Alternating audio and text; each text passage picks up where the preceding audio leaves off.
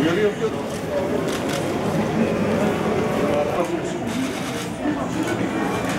Tatilden sonra uzun süre kapatmadan sonra nasıl gidiyor işler şimdi? Yani pandemi süresi dolayısıyla inşallah İşler iyi şimdi. şu an iyi. İyi dönüyor. Herkes kurallara uyuyor. Pandemi süreçlerine uygun bir şekilde dikkat ederek Siz de uyuyorsunuz. evet, düzenliyoruz.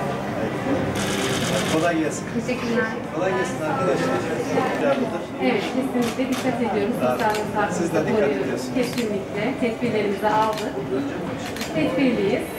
Şimdi bakıyoruz. İnşallah tedbiri biraz daha sıkı tutarsak hep beraber bu işin üstesinden geliriz. İnşallah. İnanıyoruz Sayın Valim. Peki. Kolay gelsin. Sağ olun. Çok teşekkürler. Ayağınıza. Takıyorlar. Müşterilerimiz uyma konusunda kurallara hassaslar değil mi? Dikkat ediyor. Personellerimiz de dikkat ediyorlar. İnşallah kolay gelsin. Hayırlı işler. Sağ olun. İyi çok şükür. Her şey yolunda.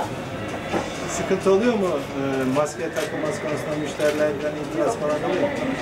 O konuda gayet duyarlılar. Duyarlar. Hatta birer yıldan sürekli dezenfektan ve etkenlerini o şekilde duyarlar. Arkadaşlarımız falan sizde konseptiniz ne sizin? Daha çok şey mi? Daha çok işçilik üzerine. Bu ürünlere rağbet edenler maske konusunda, hijyen konusunda hassaslar mı? Dikkat ediyorlar. İyi. O zaman sıkıntı yok. Tamam. Biliyorsunuz artık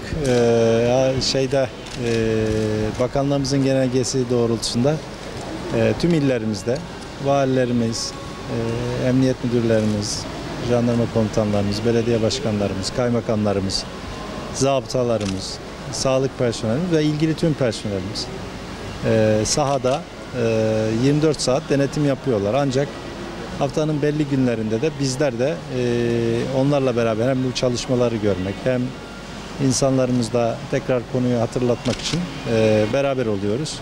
Artık önceki haftalarda da söylemiştik. İlk zamanlar daha çok uyarıcıydık, daha çok anlatıyorduk.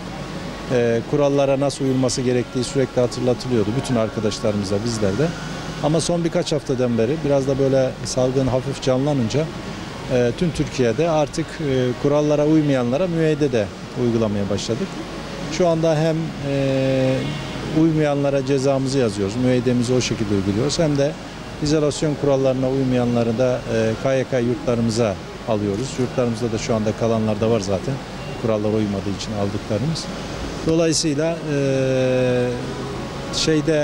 çok oran veremeyeceğim ama şunu söyleyeceğim. Yani vatandaşımızın bu konuda bilinç düzeyinin çok daha iyi olduğunu söyleyebilirim ve kurallarla ilgili hatırlatma yaptığımızda da zaten birçok kişi söylüyor. Yani o an unuttuğunu veya daldığını söylüyor. Dolayısıyla bir dirençle de karşılaşmıyoruz. En iyi tarafı da o.